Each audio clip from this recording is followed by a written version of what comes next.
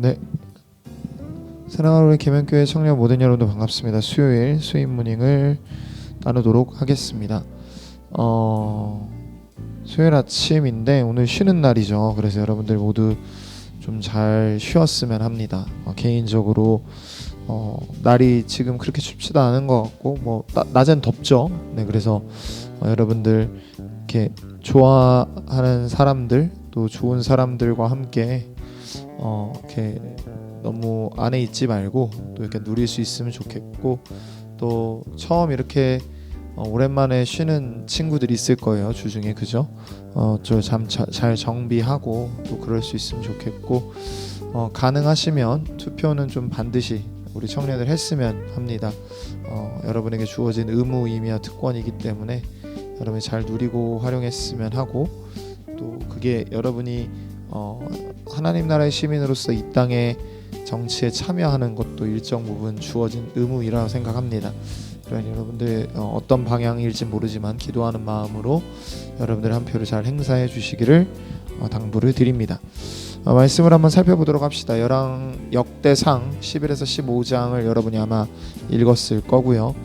저도 어제도 좀 보고 오늘 보고 있는데, 특별히 이제 다윗의 활동에 대해서 이제 나누고 있는데, 다윗이 하나님의 궤를 옮기고자 하는, 그러니까 언약궤를 옮기고자 하는 일을 하면서 실수하는 내용이 나오고 있습니다. 그러니까 제가 월요일에도 나누었지만 여러분들 역대상은 일정한 부분에 있어서 재편집을 약간 해서, 그러니까 전체 역사가 어떻게 흘러가는지는 이제 우리가 정확하게 순서에 따라 알기는 좀 어려울 수 있어도 분명하게 사무엘 상하에 나왔던 기록들 중에 다윗의 일생에서 기억돼야 될 부분들은 기억하라고 이야기를 하고 있습니다. 여러분들 이 다윗의 모습에서 우리가 볼 수 있는 것들은 뭐냐면, 여러분들 다윗이 이제 하나님 앞과의, 여러분들이 보면 알겠지만 역대상 14장을 중심으로 좀 보면 의미가 있을 것 같아요. 역대상 14장을 중심으로 보면 다윗이 블레셋과의 전투에서 승리하는 장면이 나오게 됩니다. 그리고 그 다음에 이제 하나님의 궤를 옮기는 장면이 나와요. 사무엘 하에는. 그죠? 그러니까 사무엘 하의 순서에 따르면 전쟁을 이기는 것이 먼저고 하나님의 궤를 그 다음에 옮기는 순서가 나오고 있는데, 오늘 장면에서 보면은 그 순서를 의도적으로 일정 부분 재배치한 것 같이 느껴지는 것들이 좀 나오게 됩니다. 여러분들 분명하게 그럼에도 불구하고 좀 살펴봐야 될 것들은 무엇이냐면, 다윗이 분명하게 실수하고 있다라는 거예요. 그러니까 다윗은 하나님의 뜻과 상관없이, 그러니까 하나님이 원하는 것과는 상관없는 방법으로 언약궤를 매서 옮기려고 하고 있습니다. 그러니까 언약궤를 수레에 실어서 옮기고자 하는 것이죠. 그런데 이것들 자체가 사실은 하나님이 원하는 방법이 아니고 인간의 편의에 의해 고안된, 생각된 방법이라는 것을 우리는 쉽게 파악할 수 있습니다. 그래서 하나님께서 그것들을 막으시는 장면이 나오게 되죠. 사무엘상이 제가 묵상한 결과에 따르면 사무엘상하가 강조하고 싶은 건 다윗의 실책이 어떻게 나왔는가에 대한 부분이라고 생각을 합니다. 그러니까 처음에 사무엘서가 강조하고 싶어하는 다윗의 실책은 어떤 것 같냐면, 그가 전쟁을 치르는 중요한 순간에는 하나님을 의지했지만 더 신경 써야 될 하나님의 궤를 옮기는 작업에는 하나님의 말씀을 듣지 않았다라고 얘기하고자 하는 것 같아요. 그런데 이 순서에 의거해서 본다면 다윗이, 여러분이 보면 알겠지만 12장까지 이제 다윗을 도운 용사들과 군대들의 명단이 쭉 나온 이후에 하나님의 언약궤를 옮기는 장면이 나옵니다. 그러니까 다윗 왕이 공식적으로 하는 어떤 첫 번째 사역과 같은 느낌을 주고 있죠. 그가 10장에 이제 사울 왕이 죽게 되고 11장에서 이스라엘의 왕이 되고, 그 다음부터 다윗의 용사들에 대한 목록이 쭉 12장까지 이어지는 것들을 보고 13장에서 처음으로 하고자 하는 일이 언약궤를 옮기는 거예요. 근데 그가 실책을 범합니다. 근데 14장에 보면 그가 하나님께 철저히 물음으로 말미암아 블레셋과의 전투에서 승리하게 되는 것들을 보여주게 되죠.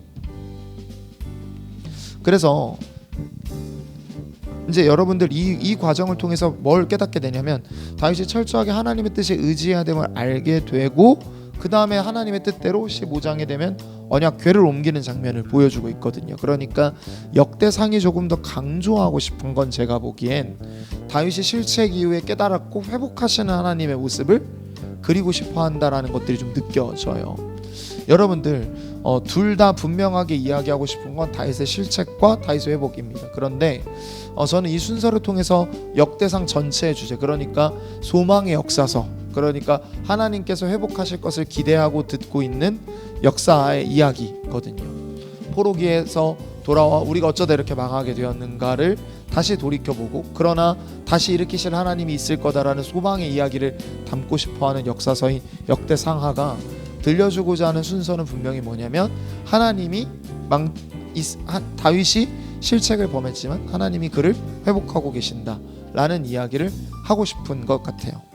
사랑하는 여러분, 그리고 다윗이 변해서 나아가고 있는 걸 보여주고 있죠. 그런 것들이 우리 삶에도 좀 적용될 수 있어야 된다고 저는 생각합니다. 여러분들, 우리는 너무나 자주 많은 순간 우리의 뜻대로 선택해요. 그러니까 하나님을 섬기는 일에 있어서도 우리는 우리의 주도적인 모습이 막 발동될 때가 있습니다. 하나님의 뜻과는 전혀 상관없고 하나님의 마음과는 상관없이 내 뜻을 막 앞세우려고 해요. 그런데 그 결과가 늘 어떤 의미에서는 하나님이 우리를 배우시게 하기 위해 하나님이 약속한, 원하지 않는, 그러니까 잘 들으세요, 하나님이 약속한 내가 원하지 않는 결과가 나오죠. 그럼 여러분들, 그 자리에서 우리가 해야 할 일은 뭐냐면 돌이키는 겁니다. 돌이키고요, 다시 하나님께 의지하기 시작하고 하나님께 묻는 자세가 회복돼야 되고, 그때 하나님께서는 회복을 약속하시죠. 여러분들, 우리 눈에 하나님께 묻는 작업 자체가 크게 의미 없어 보이고 하나님을 의지하는 작업 자체가 크게 하지 않아도 되는 것처럼 보인다면 그만큼 우리가 교만하고 그만큼 우리 스스로가 높아져 있음을 볼 수 있어야 합니다. 왜냐하면 예수 그리스도께서 새벽을 깨워 기도했고 밤마다 기도하셨고 늘 기도하기를 강조하셨고, 누가복음 18장에는 항상 기도하고 낙심하지 말라 하셨고, 그러나 내가 마지막 때 이런 믿음을 보겠냐라고 하실 만큼 기도를 강조하시고, 마태복음 6장이나 친히 기도하시는 모습을 가르치시고 기도하시는 모습을 통해 우리에게 요구하시는 건 뭐냐면 의존입니다. 철저하게 묻고 철저하게 질문을 던지며 나아가라라는 거죠. 그때 하나님이 대답하시는 것들이 있을 거라고 얘기합니다. 그러니 여러분, 오늘 하루도 여러분이 하나님을 의존했으면 좋겠어요. 하나님께 의존한다라는 건 제가 생각하기에 하나님으로 채우고 나가는 겁니다. 그러니까 인간은요, 제가 생각하기엔 그래요. 참된 비움이란 무엇일까? 제가 묵상을 해봅니다. 자주. 참된 비움이라는 건요, 인간은 절대 자기를 비울 수 없어요. 비우겠다고 하면요, 비우겠다라는 욕심으로 자기를 채우고 있는 것일 수 있어요. 내려놓겠다라는 말은 내려놓겠다라는 욕심으로 나를 채우겠다라는 말이 될 수 있습니다. 그런 건 의미가 없어요. 제가 볼 때 하나님이 원하는 건 하나님으로 채워진 겁니다. 그게 진짜 내려놓는 길이고, 그게 진짜 어떤 의미에서는 하나님이 원하는 뜻이라고 저는 생각해요. 여러분, 하나님으로 채우시길 바랍니다. 하나님으로 채워져서 하나님께 의지하고 하나님께 묻고, 물은 바대로 또 들은 대로 응답 주신 대로 하나님이 약속하신 것들을 믿고 신뢰함으로 걸어가 보시는 거죠. 그때 하나님이 우리를 위해 어떻게 일하실지를 볼 수 있는 여러분 모두가 될 수 있기를 주님의 이름으로 축복합니다. 함께 같이 기도할까요? 하나님, 우리가 정말로 하나님을 의지하는 삶이 회복되도록 인도하여 주옵소서. 우리가 우리의 모습을 앞세우거나 우리의 뜻을 앞세우거나 하는 것이 아니라 하나님의 뜻에 맞게 나아가기 원하고 그 뜻을 궁금해하며 나아가는 우리가 되도록 도우소서. 아버지께서 우리를 그렇게 인도하여 가실 것을 믿고 감사드리며 예수님의 이름으로 기도했습니다. 아멘.